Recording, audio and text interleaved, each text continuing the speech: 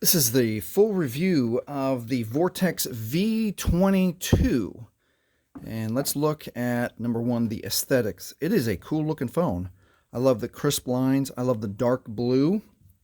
Uh, it is modern as all the other modern phones. It's a good looking phone.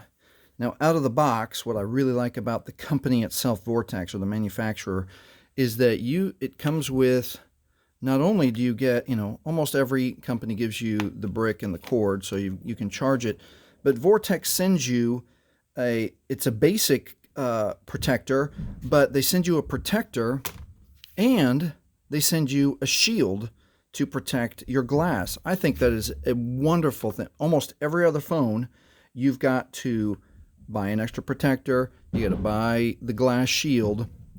If you are buying the Vortex V22 right now, your first step after you turn it on, or even before you turn it on, should be to put your case on and then take the time to put the glass shield right on top of it. Now let's go over some of the specs. Now, being a budget phone, I'm going to call this an adequate device, because let me pull up the specifications here. There are a handful of things that it does really, really well, and there's a handful of things that are just like, eh. So the 3,000 milliamp hour battery, that is in line with, even like the new, I think the iPhone 14 is like 3,200 milliamp battery. It's going to use its battery a little bit differently than yours.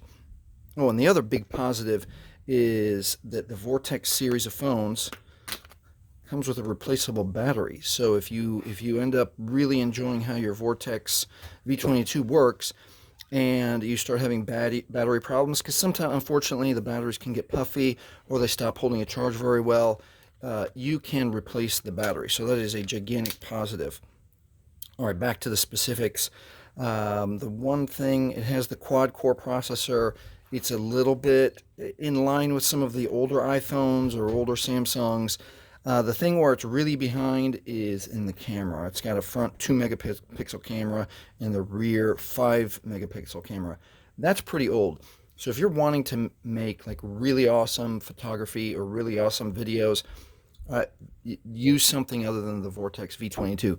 But if you just take, a few kind of pictures here and there and it's not a big deal to you, it shouldn't be a deal breaker to use the Vortex V22. Now, all of the things are comparable to what you would expect in a budget phone. Now let's compare it just really quickly. I'm going to compare to what it looks like. Here is an iPhone 14.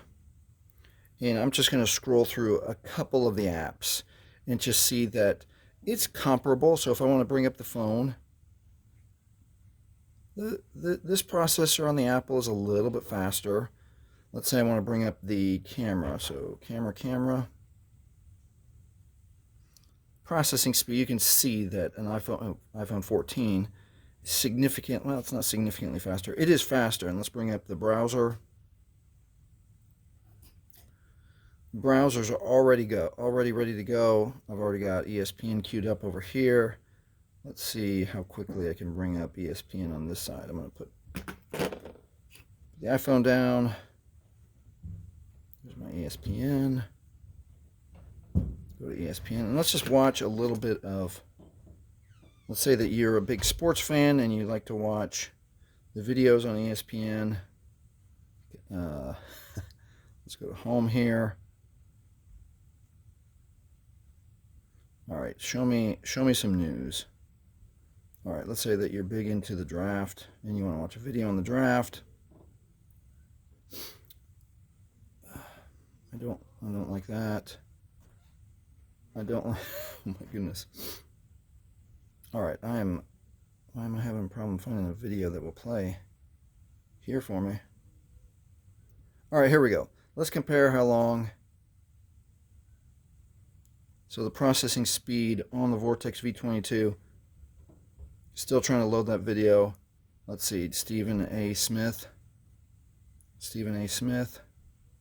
brings up obviously you can see that there's a difference in viewing. I gotta suffer through those commercials. All right, so you can get a sense of an iPhone. You know, if you spend $1,000 on an iPhone or more, it's going to be a little bit crisper. But if you're using the budget Vortex V22, you'll be fine. It does the things that you need to do. Now, I'm going to talk about a few of the drawbacks to the V22, and one of them you can see already. It has a tendency to gather fingerprints a little bit more than other phones. Now, let me see if you can show that in the camera there. A little bit. Now on the back, the fingerprint magnet, yeah, you can totally tell.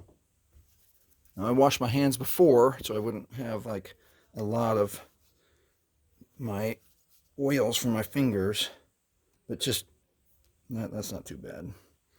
That's one thing I did notice. Picking up and handling the Vortex V22, like it just attracted my fingerprints really quickly.